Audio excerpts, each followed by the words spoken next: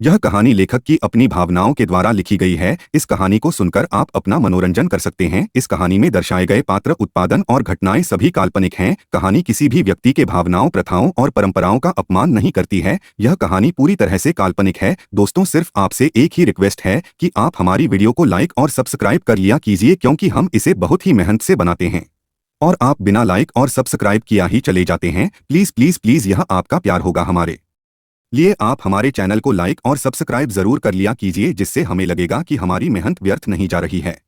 Episode 85। Anjali की बात सुनकर बेचारी चांद चुपचाप खड़ी थी। उसे कुछ भी समझ नहीं आया था। अंजलि को वहां से जाते हुए देखकर सावित्री जी ने खुद से कहा, ये लड़की कभी नहीं सुधर सकती। हम ही गलत हैं, जो बार बार उन्हें सुधारने के बारे में सोचते हैं। अब से जो करना है करें, हमें कोई फर्क नहीं पड़ना चाहिए। सोचते हुए सावित्री जी ने अपना चेहरा ऊपर उठकर चांद की तरफ देखा, जो कि चुपचाप जाती हुई अंजलि की तरफ देख रही थी। सावित्री जी ने प्यार से कहा, चांद क्या हुआ? सावित्री जी की आवाज सुनकर चांद ने उनकी तरफ देखकर धीरे से कहा, दादी माँ, क्या हमने कुछ गलत किया है? वो तो हमसे नाराज होकर चली गई ना। चांद की बात सुनकर सावित्री जी ने प्यार से कहा, उनकी बात छोड़िए। उन्हें आदत है मुंह फुला कर रखने की।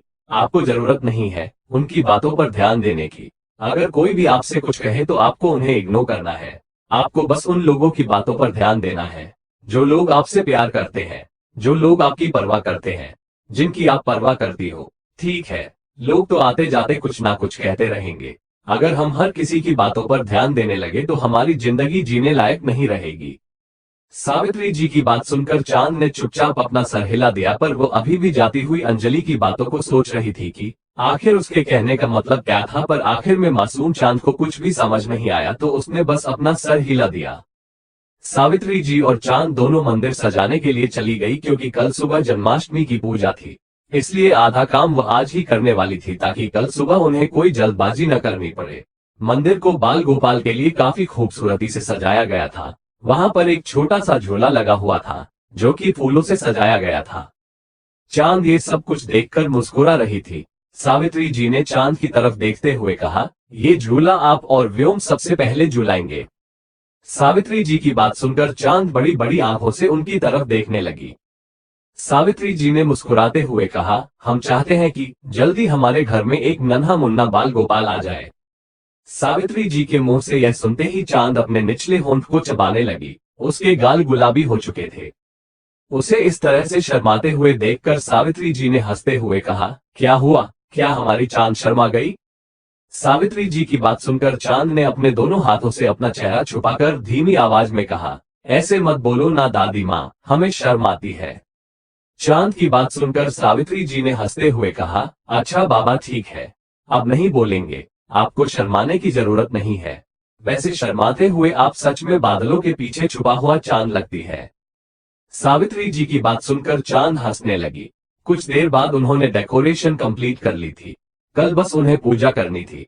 सावित्री जी और चांद वापस लिविंग रूम में आए। इस वक्त 8 बज चुके थे।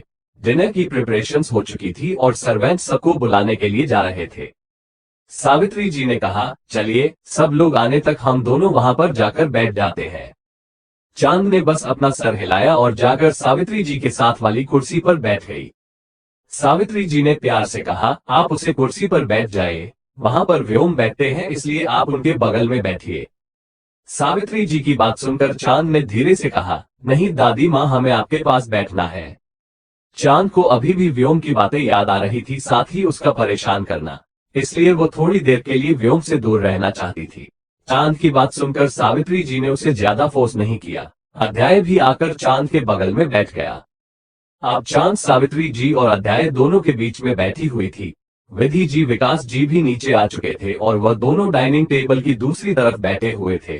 टेबल पर मौजूद तीनों ने उन दोनों से कोई बात नहीं की और उन दोनों ने भी पहल करने की कोई कोशिश नहीं की। अंजलि नीचे नहीं आई थी। सब लोग बस व्योम के आने का इंतजार कर रहे थे।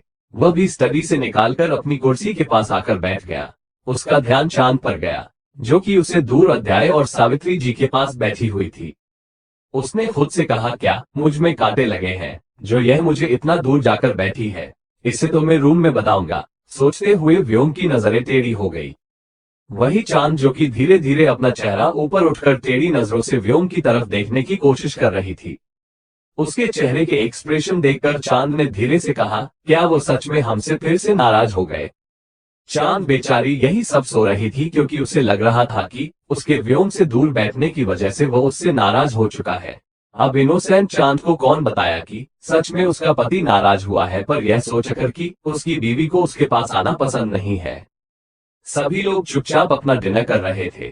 चांद कांटे की चम्मच से खाने की कोशिश कर रही थी, पर उसे ये सब कुछ हो नहीं रहा था। चांद को स्ट्रगल करते हुए देखकर अध्याय ने अपने चम्मच को साइड में रखते हुए कहा, जो मजा हाथ से खाने में है वो चम्मच से नहीं है ना दादी माँ। कहते हुए उसने हाथ से खाते हुए कहा, भाभी क्या चम्मच से खा रही हो आप हाथों से खाओ, हाथों से ज्यादा टेस्टी लगता है। अध्याय की बात सुनकर चांद बड़ी बड़ी आंखों से उसकी तरफ देखने लगी। अध्ययन मुस्कुराते हुए कहा, क्या हुआ भाभी, आप एक बार खाकर तो देखो, सच में हाथों से खाना बहुत टेस्टी लगता है। कहते हुए अध्याय हाथों से चावल और दाल खाने लगा। चांद भी अपना चम्मच का छोड़कर हाथों से खाने लगी। पहले उसे थोड़ा अजीब लग रहा था क्योंकि सब लोग चम्मच से खा रहे थे, पर अब जब अध्याय खुद हाथों से रहा था तो उसे अच्छा लग रहा था। सावित्री जी मुस्कुराते हुए अध्याय की तरफ देख रही थी। वो जानती थी कि अध्याय ने चांद को कंफर्टेबल महसूस करने के लिए ये सब कुछ किया है। वह भी चम्मच को छोड़कर हाथ से खाने लगी। वही व्योम घूर घूर कर अध्याय की तरफ देखने लगा, जो कि मुस्कुराते हुए खाना भी खा रहा था और चांद के साथ बातें भी कर रहा था। चांद भी खाना खाते हुए अध्याय के साथ बात कर रही थी। दोनों धीरे धीरे हंस भी रहे थे। व्योम को ये सब कुछ पसंद नहीं आ रहा था। वह चाहता था कि चांद जितनी खुलकर अध्याय, विराज, सावित्री जी के साथ बात करती है उतनी ही खुलकर उसके साथ बात करे। हालांकि अब चांद पहले से ज्यादा उसके साथ बात करने लगी थी, पर शायद उसके दिल में इनसिक्योरिटी पैदा हो रही थी। वो शायद चांद को सिर्फ खुद से बात करते हुए देखना चाहता था। उसका खाने में बिल्कुल भी मन नहीं लग रहा था। वही विधि अजीब सा मुंह बनाकर चांद को घूर रही थी, जैसे हाथों से खाना खाकर चांद ने कोई महापाप कर दिया हो। विधि के चेहरे के एक्सप्रेशन देखकर विकास ने कहा, क्या हुआ, तुम्हें ऐसे क्यों देख रही हो उसे? विधि ने कहा, डाउन मार्केट गर्ल। विधि की बात सुनकर विकास ने धीरे से कहा, क्यों उसके पीछे पड़ी हुई हो? अगर तुम्हें वो पसंद नहीं है तो उसे मतलब मत रखो और उसे इग्नोर करो। तुम भी खुश रहोगी और वह भी खुश रहेगी और मैं भी, वरना अगली बार माँ सच में हमें धक्के मारकर निकाल देगी। विकास की बात सुनकर विधि ने उसे घूरते हुए कहा, निकाल ही देती तो अच्छा होता। इस गवार के साथ में कैसे एडजस्ट करूंगी? देखो कैसे हाथों से खाना खा रही है वह, बिल्कुल मैनर्स नहीं है उसके अंदर। विधि जी धीरे धीरे बात कर रही थी, पर फिर भी उसकी आवाज अध्याय के कान में पड़ रही थी क्योंकि वो लोग आमने सामने बैठे हुए थे और व्योम उनसे दूरी पर हेड चेयर पर बैठा हुआ था। अध्याय ने अपना चेहरा ऊपर उठकर मुस्कुराते हुए कहा, मोम, अगर हाथों से खाना ये सिखाता है कि आपके अंदर मैनर्स नहीं है तो फिर पुराने जमाने के लोगों के अंदर तो बिल्कुल भी मैनर्स नहीं थे। हमारे खाने का तरीका हाथों से खाना ही है। ये चम्मच तो वेस्टर्न तरीका है जो कि हम लोगों ने अपनाया है। अध्याय की बात सुनकर विधि जी के चेहरे पर गुस्सा नजर आने लगा, पर उन्होंने कुछ नहीं कहा। चांद भी थोड़ा सा अजीब महसूस करने लगी। अध्याय ने मुस्कुराते हुए कहा, भाभी आपको लोगों की बातों पर ध्यान नहीं देना है। कुछ तो लोग कहेंगे, लोगों का काम है कहना और हमारा काम है लोगों को इग्नोर करके आगे बढ़ना। अध्याय की बात सुनकर चांद के चेहरे पर स्माइल आ गई। वो चुपचाप अपना खाना खाने लगी। खाना कंप्लीट करने के बाद अध्याय ने चांद की तरफ देखते हुए कहा, चलो भाभी थोड़ी देर के लिए गार्डन में घूम कर आते हैं। उसने इतना कहा ही था कि व्योम ने उसके बगल से चांद का हाथ पकड़ते हुए कहा, चलो बीवी गार्डन में घूम के आते हैं। कहते हुए व्योम ने घूरकर अध्याय की तरफ देखा, जैसे कह रहे हो तुम्हें मेरी वाइफ की फिक्र करने की जरूरत नहीं है, उसे घुमाने के लिए मैं हूँ। व्योम के चेहरे की एक्सप्रेशन देखकर अध्याय ने अपनी हंसी को कंट्रोल करते हुए कहा, ठीक है भाई, ठीक है, आप लेकर जा सकते हो भाभी को। ऐसे क्यों देख रहे हो, जैसे मैंने आपका खजाना चुरा लिया है? मैंने कुछ नहीं चुराया, मैं तो प्यारा सा छोटा सा नन्हा सा मुन्ना सा बच्चा हूँ। अध्याय की बात को इग्नोर करके व्योम चांद को लेकर गार्डन में आ गया। उसने चांद को गार्डन में लाकर एक पेड़ से सटाकर उसे घूरते हुए कहा, मुझसे दूर क्यों बैठी थी तुम? व्योम की बात सुनकर चांद ने बड़ी बड़ी आंखों से उसे टुकुर टुकुर देखते हुए कहा, मतलब? चांद की बात सुनकर व्योम ने उसकी बाजू पर अपनी पकड़ मजबूत करते हुए कहा, इतनी भोली तो नहीं हो तुम। मतलब कि तुम मुझसे दूर क्यों बैठी थी? क्या मेरे में कांटे लगे हैं? दिखाओ, अगर कांटे लगे हैं तो मैं निकाल देता हूँ। जब देखो तब मुझसे दूर भागती हो। अगर रूम में मैं खुद तुम्हें पकड़ के ना रखूं तो भी मुझसे दूर भागती रहोगी। मेरे पास आते ही गंगा जमुना बहाने लगती हो, जैसे मैं तुम्हें बैल से मारता हूँ। अगर कोई तुम्हें देख लेना मेरे साथ तो उसे पक्का लगेगा कि मैं अत्याचारी दुराचारी पति हूँ, जो अपनी पत्नी पर जुल्म करता है। रोती ही इतना हो तुम। व्योम की बातें सुनकर चांद ने धीरे से कहा, नहीं, आप तो हमें नहीं मारते, आप तो बहुत अच्छे हो। चांद के मुंह से खुद की तारीफ सुनकर व्योम की आंखें चमकने लगी। उसने अपनी मुस्कुराहट को छुपाते हुए कहा, अच्छा तो मैं अच्छा हूँ, बताओ मैं कैसे अच्छा हूँ। कहते हुए व्योम चांद के चेहरे के करीब अपना चेहरा लाकर खड़ा हो गया। दोनों इस वक्त गार्डन के कोने में एक पेड़ से सटे हुए थे। ठंडी हवाएं उन दोनों के चेहरे को छूकर गुजर रही थी। व्योम के सवाल पर चांद ने धीरे से कहा, आप अच्छे हो मतलब अच्छे हो। चांद की बात सुनकर व्योम ने अजीब सा मुंह बनाते हुए कहा, अरे अच्छे से तो तारीफ करो, मैं तुम्हारा पति हूँ, किसी और का नहीं। बताओ मुझ में तुम्हें क्या पसंद है? मेरा चेहरा, मेरी बॉडी, मेरे लुक, मेरे बाल, मेरी स्माइल, मेरी पर्सनैलिटी, मेरा एटीट्यूड, क्या पसंद है तुम्हें? व्योम की बात सुनकर चांद ने अपने नाखून चबाते हुए कहा, एटीट्यूड, पर्सनैलिटी, यह सब क्या होता है? चांद के सवाल को सुनकर व्योम ने खुद से कहा, इससे पहले मुझे पाना होगा, वरना यह मुझे अनपढ़ बनाकर छोड़ेगी और मुझे अनपढ़ नहीं बनना। सोचते हुए उसने धीरे से कहा, वो सब छोड़ो, मुझे बताओ कि तुम्हें क्या पसंद है मुझ में। चांद ने व्योम की तरफ देखा और कुछ सोचते हुए कहा, आपके होंठ। कहते हुए चांद चुप हो गई। उसने जल्दी से अपने मुंह पर हाथ रख लिया। वही चांद की बात सुनकर व्योम ने उसकी तरफ देखते हुए कहा, क्या कहा तुमने? चांद ने अपने मुंह पर हाथ रखकर जल्दी से अपना सरनामा हिला दिया। उसे इस तरह से चुप होते हुए देखकर व्योम ने टेढ़ी मुस्कुराहट के साथ कहा, नहीं नहीं, मैंने कुछ सुना है, तुम जल्दी से फिर से बताओ, वरना मैं तुमसे बात नहीं करूंगा। मैं तुमसे नाराज हो जाऊंगा और फिर से यहाँ से बहुत दूर चला जाऊंगा, फिर वापस ही नहीं आऊंगा। व्योम की बात सुनकर चांद ने धीरे से अपने मुंह से हाथ हटाकर धीमी आवाज में कहा, हमें आपके होंठ अच्छे लगते हैं, वो बहुत सॉफ्ट है। चांद ने जैसे ही यह कहा, व्योम ने उसकी कमर पर अपनी पकड़ मजबूत करते हुए कहा, अच्छा तो इसका मतलब किस करते टाइम तुम मेरे होठों की सॉफ्टनेस को महसूस करती हो, है ना? व्योम की बात सुनकर चांद के गाल गुलाबी हो गए। व्योम ने चांद के गालों पर उंगलियां चलाते हुए कहा, माय इनोसेंट क्वीन, बताओ। एपिसोड 86। व्योम के मुंह से माय इनोसेंट क्वीन सुनकर चांद ने अपना चेहरा ऊपर उठकर उसकी तरफ देखा। इस वक्त उसकी नीली नीली आंखें बहुत प्यारी लग रही थी। उसका मासूम सा चेहरा चांद की रोशनी में और भी प्यारा लग रहा था। व्योम ने उसके गालों पर अपनी उंगलियां चलाते हुए कहा, बताओ माय इनोसेंट क्वीन, क्या सच में तुम किस करते टाइम मेरे सॉफ्ट लिप्स को महसूस करती हो? वैसे मैं तो तुम्हारे लिप्स को, तुम्हारी टंग को, तुम्हारे पूरे मुंह को महसूस करता हूँ, तुम्हारे गालों को, तुम्हारी गर्दन को, तुम्हारी। कहते हुए व्योम चुप हो गया। वही उसकी बात सुनकर चांद का पूरा चेहरा लाल हो चुका था। उसने व्योम के सीने में अपना चेहरा छुपाकर धीमी आवाज में कहा, आप हमें परेशान क्यों कर रहे हो हब्बी? अभी चांद के मुंह से हब्बी सुनते ही व्योम ने जल्दी से उसे खुद से दूर करके एक साइड होते हुए कहा, क्या कहा तुमने? चांद ने उसे इस तरह से एक साइड होते हुए देखकर धीरे से कहा, आप हमें परेशान क्यों कर रहे हो? व्योम ने उसे घूरते हुए कहा, इस सेंटेंस के बाद क्या कहा था तुमने, हब्बी है ना? चांद ने धीरे से बस अपना सर हिला दिया।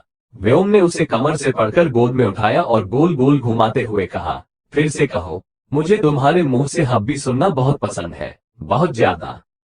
व्योम को देखकर चांद के चेहरे पर स्माइल आ गई। व्योम के इस तरह से गोल गोल घुमाने की वजह से वो खिलखिलाकर हंसने लगी। उसे इस तरह से हंसते हुए देखकर व्योम उसे और जोर जोर से घूमने लगा। चांद ने हंसते हुए कहा, हमें नीचे उतारिए, हमें चक्कर आ रहे हैं। चांद की बात सुनकर व्योम ने उसे कुछ देर तक गोल गोल घुमाने के बाद नीचे उतार दिया और उसे कंधों से पकड़ लिया। चांद ने अपने सर को पकड़ते हुए कहा, हमें चक्कर आ रहा है। व्योम ने उसे संभालते हुए कहा, कितनी कमजोर हो तुम, तुम्हारी डाइट पर ध्यान देना होगा, तभी तुम बिल्कुल स्ट्रांग हो पाओगी। व्योम की बातें सुनकर चांद ने कुछ नहीं कहा। व्योम ने उसे अपने पास खींचते हुए कहा, वैसे सच में मेरे लिप्स ज्यादा सुंदर है। चांद ने धीरे से कहा, आप ऐसी बातें मत करो ना, हमें शर्म आती है। कहते हुए उसने अपने छोटे छोटे हाथों से अपना चेहरा छुपा लिया। उसे इस तरह से शर्माते हुए देखकर व्योम ने उसकी कमर को पकड़कर उसे अपने पास खींचते हुए कहा, अच्छा जी, तो आपको शर्म आती है, पर हमसे शर्माने की क्या जरूरत है, हम तो आपके पति परमेश्वर है ना, और पति परमेश्वर से कौन शर्माता है। व्योम की बात पर चांद ने कुछ नहीं कहा। व्योम ने मुस्कुराते हुए कहा, my innocent sweetheart, I am going to be mad because of you. कहते हुए व्योम ने चांद को गोद में उठा लिया। चांद ने घबराते हुए कहा, आपने हमें ऐसे क्यों उठाया, हम चल सकते हैं। सब लोग क्या सोचेंगे कि हमें चलना नहीं आता और हम आपसे सेवा करवा रहे हैं, हमें पाप लगेगा, आप हमें नीचे उतारिए ना। चांद की बात को इग्नोर करके व्योम ने कहा, आई डोंट केयर, कोई क्या सोचता है, तुम मेरी वाइफ हो, मैं तुम्हारा हस्बैंड हूँ, मुझे तुम्हारे साथ जैसे रहना होगा, मैं रहूंगा, कोई हमें कुछ नहीं कहने वाला। इनफैक्ट सब लोग खुश हो जाएंगे कि मैं अपनी क्यूट सी इनोसेंट सी स्वीट हार्ट का ध्यान रख रहा हूँ। कहते हुए व्योम चांद को इस तरह से गोद में लेकर अंदर आ गया। चांद बेचारी घबराहट की वजह से उसके सीने में अपना चेहरा छुपाकर बैठी हुई थी। हालांकि वह जानती थी कि सावित्री जी और अध्याय कुछ नहीं कहेंगे। इनफैक्ट वो लोग खुश होंगे, पर उसे विधि जी और विकास जी और अंजलि से डर लगता था, क्योंकि वह तीनों जब भी उसके आसपास से गुजरते थे उसे तंज जरूर मारते थे। चांद भले ही मासूम थी, उन्हें उनकी कुछ बातों का मतलब समझ नहीं आता था, पर वह इतना जरूर समझती थी कि उन लोगों ने उसके बारे में जरूर कुछ बुरा कहा है। थी तो वह एक इंसान ही, चाहे कितना भी इग्नोर क्यों न कर ले। ये सोचकर कि बिना किसी गलती के कोई उसके बारे में इतना बुरा कह रहा है, उसे भी तकलीफ होती थी। व्योम ने लिविंग रूम में आकर देखा तो लिविंग रूम में इस वक्त कोई भी मौजूद नहीं था। अगर कोई मौजूद भी होता तो भी उसे कोई फर्क नहीं पड़ने वाला था। व्योम चांद को लेकर सीधा अपने रूम में आ गया। उसने चांद को बेड पर लिटाकर खुद उसके बगल में आकर उसे अपनी बाहों में भरते हुए कहा, अच्छा मुझे बताओ, तुम्हें मेरे पास आने पर कैसा लगता है? क्या जब भी मैं तुम्हारे पास आता हूँ, तुम्हें अपनी बाहों में उठता हूँ, तुम्हें अच्छा नहीं लगता? क्या तुम्हें डर लगता है या फिर मेरा छूना पसंद नहीं आता? व्योम की बात सुनकर चांद ने अपना चेहरा ऊपर उठाकर व्योम की तरफ देखा। व्योम ने चांद का चेहरा अपने सीने पर रखते हुए कहा, बताओ ना। चांद ने धीरे से कहा, नहीं, जब आप हमारे पास आते हैं तो हमें अच्छा लगता है, हमें गंदा नहीं लगता, सच में, कान्हा जी की कसम। चांद की बात सुनकर व्योम ने उसके गालों का टच करते हुए कहा, और अगर कोई और तुम्हें इसी तरह से टच करे तो तुम्हें कैसा लगेगा? व्योम की बात सुनकर चांद की आंखों के सामने किसी का चेहरा घूमने लगा। अगले ही पल उसके चेहरे पर डर नजर आने लगा। डर की वजह से उसकी पकड़ भी व्योम पर मजबूत हो गई थी। उसे इस तरह से डरते हुए देखकर व्योम ने धीरे से उसका चेहरा ऊपर उठाते हुए कहा, व्हाट हैपेंड? कहते हुए उसने चांद के माथे पर आए पसीने की तरफ देखा और उसकी आंखों में नजर आने वाले डर की तरफ देखा। चांद ने धीरे से कहा, और अगर कोई हमें ऐसे छुए तो हमें बहुत गंदा लगता है, बहुत ज्यादा गंदा, हमें रोना आता है, बहुत ज्यादा। हम नहीं चाहते कि आपके अलावा कोई हमें ऐसे छुए। चांद की बात सुनकर व्योम ने प्यार से कहा, किसी को छूने भी मत देना, तुम्हें इस तरह से छूने का हक सिर्फ मुझे है या फिर दादी माँ को, कोई और आदमी अगर तुम्हें इस तरह से। कहते हुए व्योम ने चांद की गर्दन पर उंगली रखी और धीरे धीरे अपनी उंगली को नीचे लाने लगा। टच करने की कोशिश करे तो उसकी उंगली तोड़ देना, उंगली नहीं तोड़ सकती तो तुम्हारे पास पैर है ना, उसकी दोनों टांगों के बीच में जोर से लात मारना। व्योम की बात सुनकर चांद ने अपने मुंह पर हाथ रख लिया। उसने धीरे से कहा, कैसी बातें कर रहे हैं आप? व्योम ने प्यार से चांद का चेहरा अपने हाथ में भरते हुए कहा, मैं तुम्हें इसलिए समझ रहा हूँ क्योंकि इस दुनिया में इंसान अब इंसान नहीं रहा, जानवर बन चुका है, भेड़िया बन चुका है। बूढ़ी औरत से लेकर बच्ची तक किसी को कोई नहीं छोड़ रहा। शायद उनके अंदर की आज ज्यादा ही आग भड़क चुकी है। इसलिए तुम्हें महसूस होना चाहिए कि कब तुम खतरे में हो और कब नहीं। जब भी तुम्हें लगे कि तुम खतरे में हो, तुम्हें सामने वाले की जान लेने से पहले भी एक बार नहीं सोचना है। व्योम की बात सुनकर चांद हैरानी से उसकी तरफ देख रही थी। व्योम ने प्यार से उसे समझाते हुए कहा, लड़कियों की सेफ्टी बहुत ज्यादा जरूरी हो गई है। हालांकि मेरे बॉडीगार्ड्स हर वक्त हर पल तुम्हारे साथ रहेंगे, पर फिर भी तुम्हें बेसिक नॉलेज तो होनी चाहिए ना कि कौन तुम्हें किस इंटेंशन से टच कर रहा है। मैं तुम्हारे लिए कल नया मोबाइल मंगवा दूंगा, और वो मोबाइल मैंने तुम्हारे लिए नहीं मंगवाया था, उसी चुड़ैल ने भेजा था। इसलिए अगली बार से कोई भी गिफ्ट ओपन करने से पहले तुम मुझे पूछोगी कि क्या मैंने तुम्हारे लिए भेजा है या नहीं। और तुम्हें एक नंबर को हमेशा याद रखना है, वीमेन हेल्पलाइन नंबर। अगर कभी तुम मुसीबत में रहो और मैं कॉल ना उठाऊं या फिर कोई तुम्हारा जाने वाला कॉल ना उठाए तो तुम्हें सबसे पहले 1091 पर नंबर डायल करना है। चांद चुपचाप व्योम की बातें सुन रही थी। व्योम उसे बेसिक नॉलेज दे रहा था कि जब वो अकेली हो तो उसे किस तरह से खुद को प्रोटेक्ट करना है। कुछ ही देर में व्योम ने महसूस किया कि चांद उसके सीने पर सर रखकर उसकी बातें सुनते सुनते ही सो गई है। उसने चांद के छोटे से चेहरे की तरफ देखते हुए कहा, जितनी प्यारी, जितनी इनोसेंट, जितनी मासूम तुम हो, मुझे डर लगता है कि कोई तुम्हारी मासूमियत को तुमसे छीन ना ले, पर मैं ऐसा कभी नहीं होने दूंगा।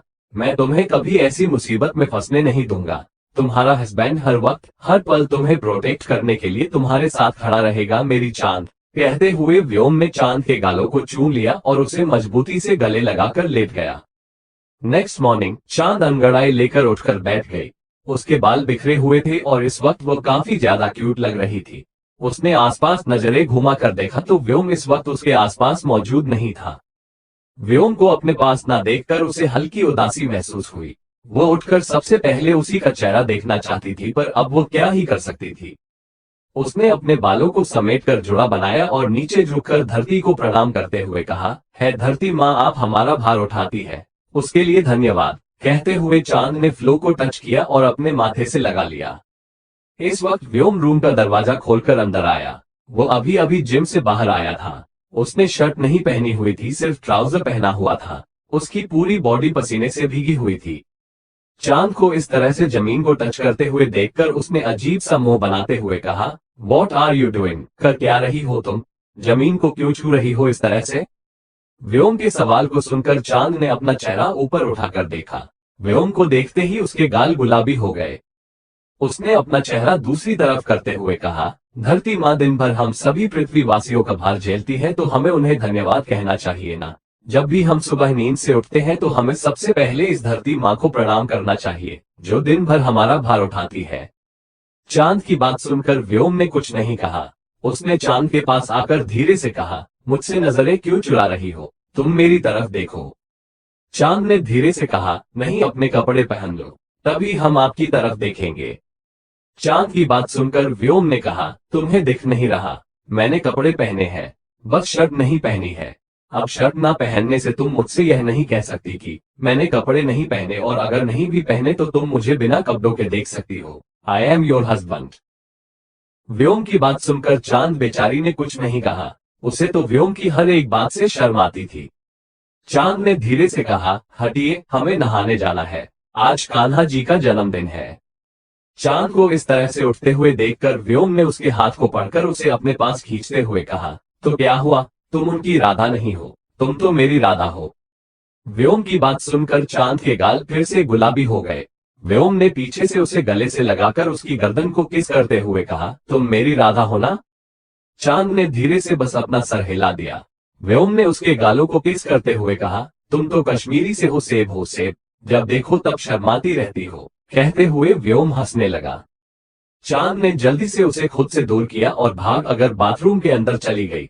उसे जाते हुए देखकर व्योम ने खुद से कहा, क्यूटी पाए। कहते हुए वह भी दूसरी बाथरूम में नहाने के लिए चला गया।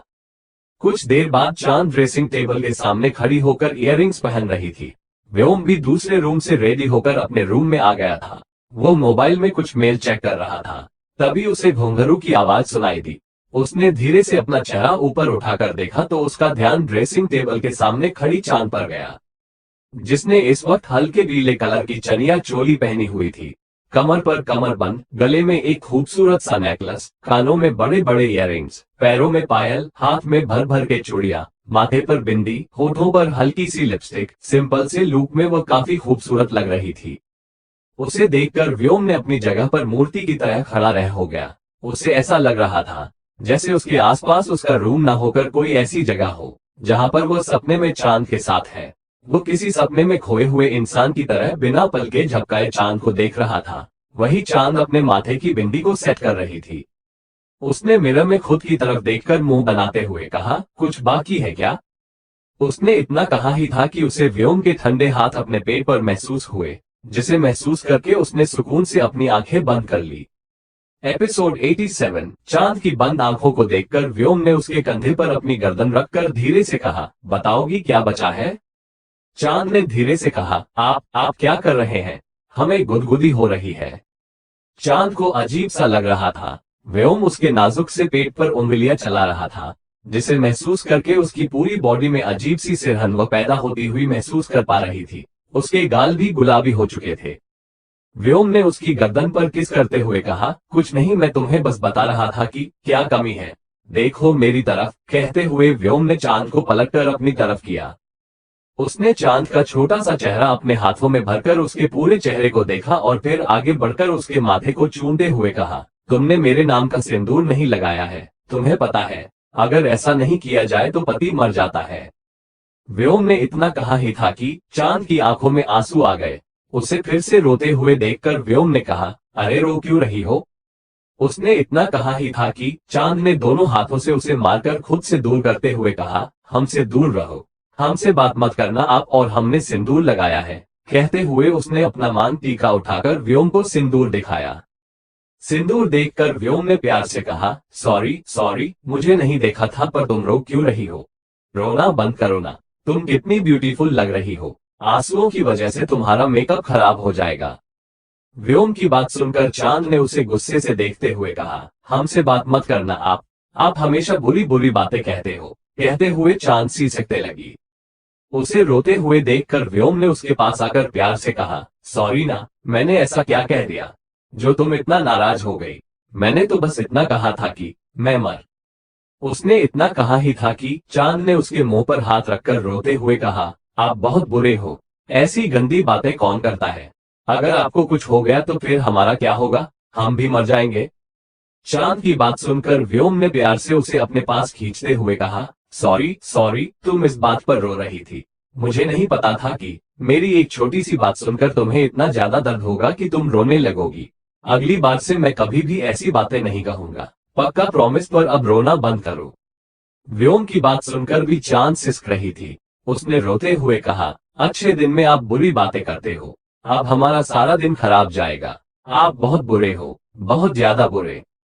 चांद की शिकायत सुनकर व्योम ने प्यार से उसके सामने घुटनों के बल बैठकर अपने दोनों कानों को पकड़ते हुए कहा, सॉरी ना, मैं जानता हूँ कि मैं बहुत बुरा हूँ, पर अब जैसा भी हूँ तुम्हें मुझे हैंडल करना ही होगा। आखिर मैं तुम्हारा पति हूँ, अपने पति को तो संभालना पड़ता है ना, और मेरी बीवी तो बहुत समझदार है, वो मुझे जल्दी समझदार बना देगी। मुझे पता है तुम मुझे समझदार बना दोगी ना। व्योम की बात सुनकर चांद ने कुछ नहीं कहा। उसने उसकी तरफ देखा भी नहीं, वो बस अपना चेहरा नीचे झुकाकर सिसक रही थी। अपनी क्यूट सी वाइफ को अपनी छोटी सी बात सुनकर रोते हुए देखकर व्योम को खुद पर गुस्सा आ रहा था।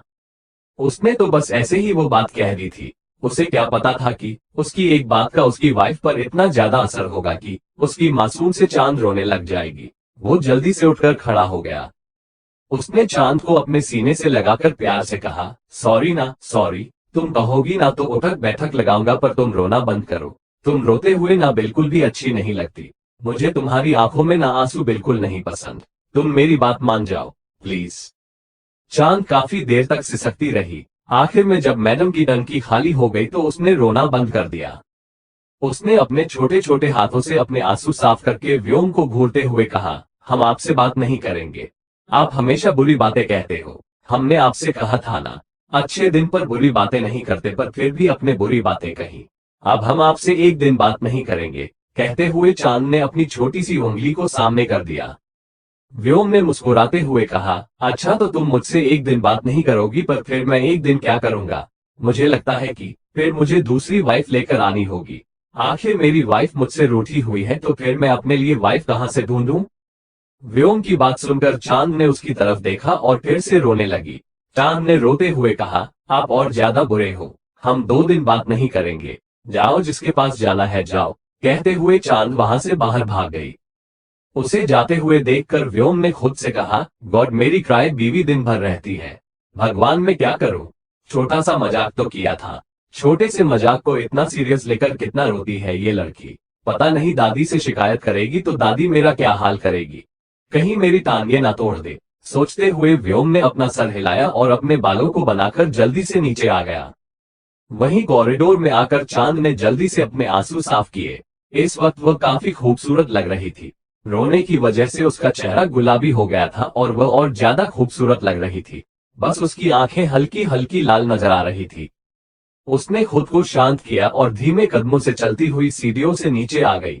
नीचे मैंशन को काफी खूबसूरती से सजाया गया था। उसने आसपास नजरें घूम कर देखा, तभी उसका ध्यान सीढ़ियों से नीचे उतर रही अंजलि पर गया। जिसने इस वक्त चनिया चोली नहीं बल्कि एक बेहद शॉर्ट ड्रेस पहनी हुई थी जो उसके घुटनों से ऊपर तक थी। अंजलि को देखकर चांद कुछ कहना चाहती थी, पर अंजलि के बर्ताव को याद करके उसकी हिम्मत नहीं हो रही थी कि वो कुछ कहा सके। वही अंजलि जो कि अपने मोबाइल में कुछ देखते हुए नीचे आ रही थी, उसका ध्यान सबसे नीचे खड़ी चांद पर गया जो कि उसे ही देख रही थी। चांद को देखकर अंजलि के चेहरे पर गुस्सा नजर आने लगा। उसने गुस्से से कहा, घूर क्यों रही हो मुझे गवार? क्या कभी लड़की देखी नहीं या फिर मेरे कपड़े देखकर घूर रही हो? तुम्हें क्या पता कि इन कपड़ों की वैल्यू क्या है? जो कपड़े तुमने पहने हैं ना, ये दादी ने तुम्हें भीख में दिए हैं, वरना तुम्हारी इन्हें पहनने की भी औकात नहीं थी। अंजलि की बात सुनकर चांद, जो कि पहले से ही व्योम की बात सुनकर उदास थी, उसका चेहरा फिर से लटक गया। उसने गहरी सांस लेकर धीरे से कहा, हमारी औकात नहीं है, हम ये बात अच्छे से जानते हैं, पर आपको बार बार हमें एक ही बात याद दिलाने की जरूरत नहीं है। आप भूल नहीं सकती कि हम आपके बड़े भाई की पत्नी है। अगर आप हमारी रिस्पेक्ट नहीं कर सकती तो इस तरह से हमारा अपमान मत कीजिए। आपको किसी ने हक नहीं दिया कि आप किसी के बारे में बुरा भला कहे। चांद की बात सुनकर अंजलि उसे गुस्से से घूरने लगी। उसे बिल्कुल भी नहीं लगा था कि चांद पलटकर उसे जवाब देगी, पर इस वक्त चांद से पलटकर जवाब दे रही थी। उसे सावित्री जी की बात अच्छे से याद थी। उसे खुद की इंसल्ट किसी को नहीं करने देनी है। आखिर वह इस घर की बड़ी बहू है और व्योम की पत्नी। व्योम के साथ उसकी रिस्पेक्ट जुड़ी हुई है। अगर कोई इसके इंसल्ट करता है तो इनडायरेक्ट वह उनकी इंसल्ट हुई, और चांद अपने पति की इंसल्ट नहीं होने दे सकती थी। सावित्री जी ने जानबूझकर चांद से यह बात कही थी ताकि चांद खुद के लिए ना सही, व्योम के लिए ही खुद के साथ किसी को गलत ना करने दे। अंजलि ने चांद को घूरते हुए कहा, बहुत जवान चलती है तुम्हारी। खैर, मुझे तुम्हारे जैसी मिडिल क्लास गवार से बात करने की कोई जरूरत नहीं है। कहते हुए अंजलि बाहर जाने लगी। वो 2 कदम भी आगे बढ़ा पाती है इससे पहले ही चांद ने अपने छोटे से हाथ से उसके हाथ को पकड़ते हुए कहा, आप बाहर कहाँ जा रही है? आज तो घर में पूजा है ना, और आज आप ऐसे कपड़े कैसे पहन सकती हैं? आज तो आपको अच्छे कपड़े पहनने चाहिए ना। चांद की बात सुनकर अंजलि ने पलटकर उसे घूरते हुए कहा, तुम्हारी हिम्मत कैसे हुई मुझे छूने की? तुम्हारे जैसी गवार मुझे छुए, यह मुझे हरगिज बर्दाश्त नहीं है। कहते हुए अंजलि ने चांद को धक्का दे दिया। चांद नीचे गिरती इससे पहले ही पीछे से आ रहे अध्याय ने उसे संभालकर गुस्से से कहा, यह क्या बदतमीजी है अंजलि? भाभी है वो हमारी, तमीज से पेश आया करो। अध्याय की बात को सुनकर अंजलि ने उसे घूरते हुए कहा, वह आपकी भाभी होगी, मेरी नहीं। मैं इस गवार को अपनी भाभी कभी एक्सेप्ट नहीं करूंगी, और गलती इसकी थी। इसकी हिम्मत कैसे हुई मुझे छूने की? क्या इसकी औकात है कि यह मुझे टच कर सके? अंजलि की बात सुनकर चांद की आंखों में आंसू आ गए। बार बार अपनी औकात और खुद को गवार खाने की वजह से उसे बुरा लग रहा था। अध्याय ने गुस्से से अंजलि को घूरते हुए कहा, गवार वह नहीं, गवार तुम हो। तुम्हारी सोच गवार है। और यह कैसे कपड़े पहने हैं तुमने? क्या एक दिन तुम इंसानों की तरह कपड़े नहीं पहन सकती? खुद के कपड़ों पर दोबारा कमेंट होते हुए देखकर अंजलि का चेहरा गुस्से से लाल हो गया। उसने चिल्लाते हुए कहा, आप दोनों की प्रॉब्लम क्या है? मैं कुछ भी पहनूं, मेरी मर्जी, मेरी बॉडी। तुम लोग कुछ भी पहनो तो मैं मना करती हूँ? नहीं ना। तुम लोगों को जो करना है वो तुम लोग करो, और मुझे जो करना है वह मैं करूंगी। अगली बार से फिजूल में मेरे पीछे पड़ने के बारे में सोचना भी मत। मुझे तुम दोनों की सोच से और तुम दोनों की बातों से कोई फर्क नहीं पड़ता। कहते हुए अंजलि गुस्से से वहां से चली गई। उसे जाते हुए देखकर अध्याय ने चांद की तरफ देखते हुए उसके हाथ से साफ करते हुए कहा, आपको उस मेंटल लड़की की बातों पर ध्यान देने की जरूरत नहीं है। वो खुद को कुछ ज्यादा ही इंटेलिजेंट समझती है। एक दिन ऐसे जमीन पर गिरेगी कि उसे एहसास होगा कि वो कितनी गलत थी। अध्याय की बात सुनकर चांद ने धीरे से कहा, आपने कहा था ना आप हमें पढ़ाओगे, आपने हमें पढ़ाया क्यों नहीं? सब लोग हमें गवार कहते हैं। कहते हुए चांद सिसकने लगी। अध्याय ने प्यार से कहा, ठीक है, बस 1-2 दिन का वक्त दे दीजिए, उसके बाद मैं आपको पढ़ाऊंगा। पक्का प्रॉमिस भाभी। उसके बाद मेरी ब्यूटीफुल भाभी को कोई गवार नहीं कहेगा, कोई भी नहीं। मैं आपको सबसे इंटेलिजेंट और सबसे प्यारी बना दूंगा। अध्याय की बात सुनकर चांद ने अपना चेहरा ऊपर उठाकर अपनी नीली नीली आंसू भरी आंखों से उसकी तरफ देखते हुए कहा, सच में ना?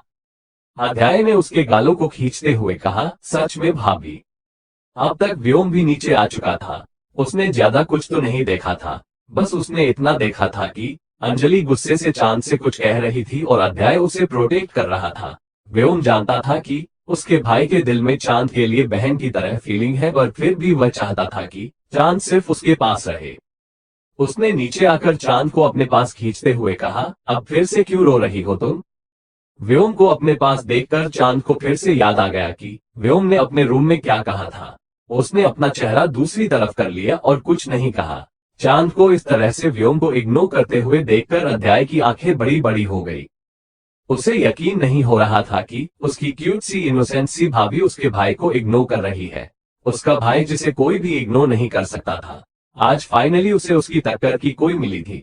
उसकी क्यूट सी भाभी जो कि उसके भाई को इग्नोर कर रही थी। चांद को इस तरह से अपने सवाल को इग्नोर करके खुद से दूसरी तरफ चेहरा फेरते हुए देखकर उसकी आंखें छोटी हो गई। उसने चांद को अपनी तरफ करते हुए कहा, मैंने कुछ पूछा है, बताओ मुझे। चांद ने अभी भी कुछ नहीं कहा। उसने जैसे कसम खा ली थी कि वो व्योम से बात नहीं करेगी। व्योम ने चांद को कमर से पकड़कर अपने करीब खींचकर उसके चेहरे के बेहद करीब अपना चेहरा लाते हुए कहा, अगर तुमने मुझसे बात नहीं की तो मैं सबके सामने तुम्हारे लिप्स पर किस करूंगा। बोलो, क्या तुम ये चाहती हो? चांद जो कि व्योम से नाराज थी, उसकी बात सुनते ही उसकी आंखें बड़ी बड़ी हो गई और उसके चेहरे पर घबराहट नजर आने लगी। वो जानती थी कि व्योम कुछ भी कर सकता है। उसने टेढ़ी नजरों से अध्याय की तरफ देखा, जो कि अभी भी हैरानी से उन दोनों को देख रहा था। गाइस, ये स्टोरी आगे तभी कंटिन्यू होगी जब इस हो जाएंगे, वरना आगे के एपिसोड नहीं आएंगे। Thanks for watching. Subscribe for more amazing stories.